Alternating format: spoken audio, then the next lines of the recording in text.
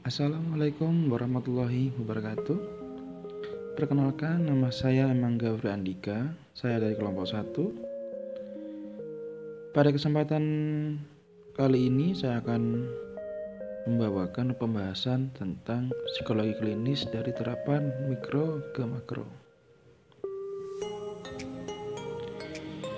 Psikologi klinis dan psikologi pada umumnya berkembang sangat pesat di Amerika Serikat karena rakyat dan negaranya mengakui keberadaan psikologi dan kegunaannya. Tinjauan mikro berarti terapan pada individu dan makro berarti terapan pada masyarakat dan keterlibatan dalam pembuatan kebijakan. Di Amerika Serikat sendiri, perkembangan sangatlah pesat dari berbagai sektoral, terutama di bidang kesehatan. Tidak sedikit kucuran dana penelitian yang dikeluarkan oleh negara Amerika Serikat untuk mengembangkan negaranya di bidang sektor kesehatan.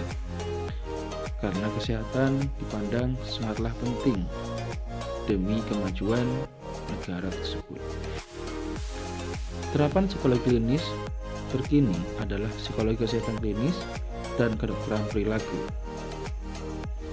Penyakit fisik berkaitan dengan perilaku sehingga dapat dicegah dan dikelola melalui perilaku pula.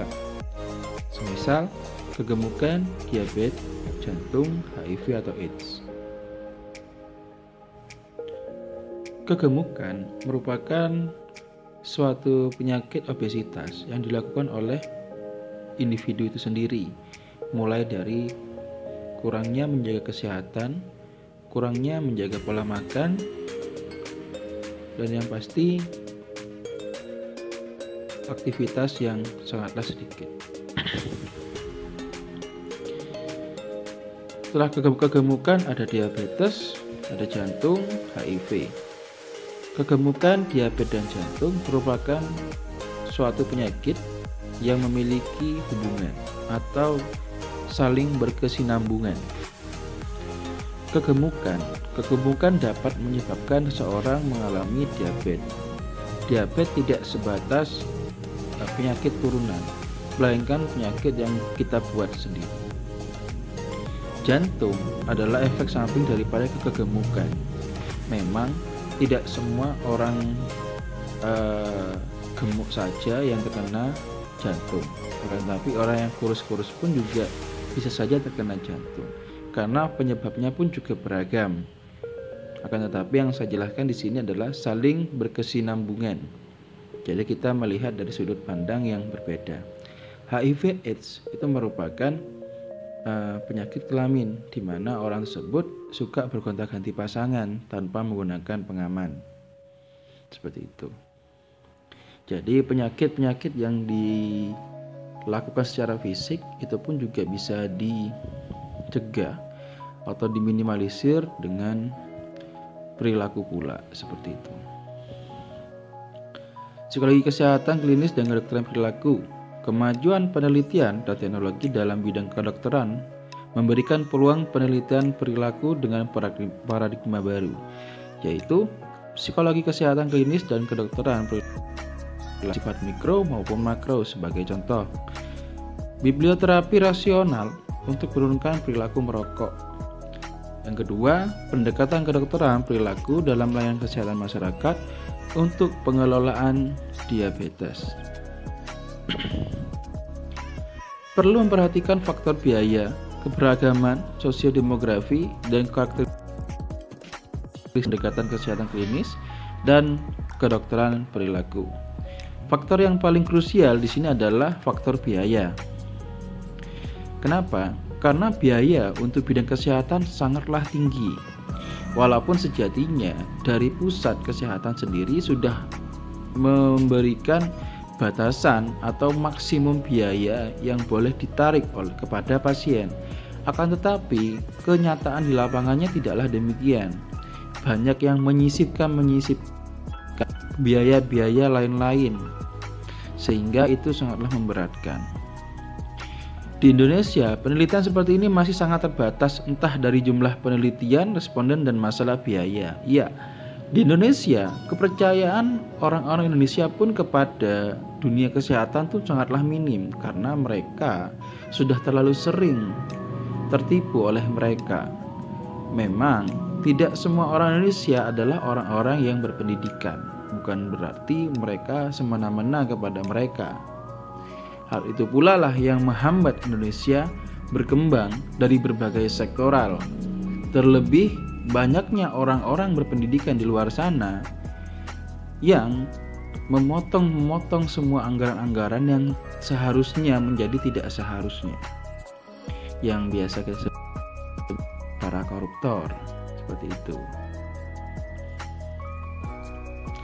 Terapan psikologis klinis secara makro. Kebanyakan psikologi Indonesia menerapkan psikologi klinis secara mikro dan lebih sering menerapkan konseling daripada terapi perilaku. Salah satu terapan psikologi klinis dalam bidang makro di Indonesia yaitu kesehatan masyarakat sebagai multisistem. Manusia dapat dipandang sebagai sistem organismik. Perubahan pada suatu sistem mempengaruhi sistem organismik dan sistem-sistem lainnya. Konsep sehat dan sakit. Di sini ada 4 konsep sehat. Yang pertama, konsep sehat dan sakit. Yang pertama, mampu belajar, mampu bekerja, bermain, dan bercinta. Secara formal di sekolah atau informal di luar sekolah, secara mampu belajar, mampu bekerja, rasio jumlah. Yang ketiga, bermain. Waktu yang dimiliki tempat untuk bermain, kemampuan bermain dengan aturan tertentu tanpa bertujuan membahayakan diri dan orang lain. Yang keempat, bercinta. Cara manusia menggunakan cinta kasihnya untuk menumbuhkan perdamaian di antara sesama manusia. Upaya kesehatan masyarakat. Upaya kesehatan masyarakat menjadi berbeda dari upaya kesehatan fisik dan mental saja. Upaya kesehatan menjadi menyeluruh, yakni kesempatan dan bercinta. Jika diterjemahkan ke dalam program-program, maka dibutuhkan kerjasama lintas sektoral.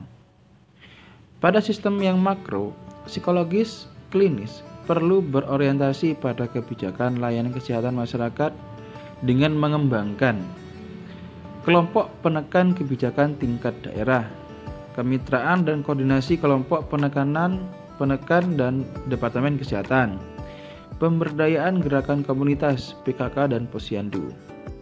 Sebenarnya pengembangan di daerah-daerah itu bisa saja terjadi dengan lancar jikalau tidak ada yang namanya human error.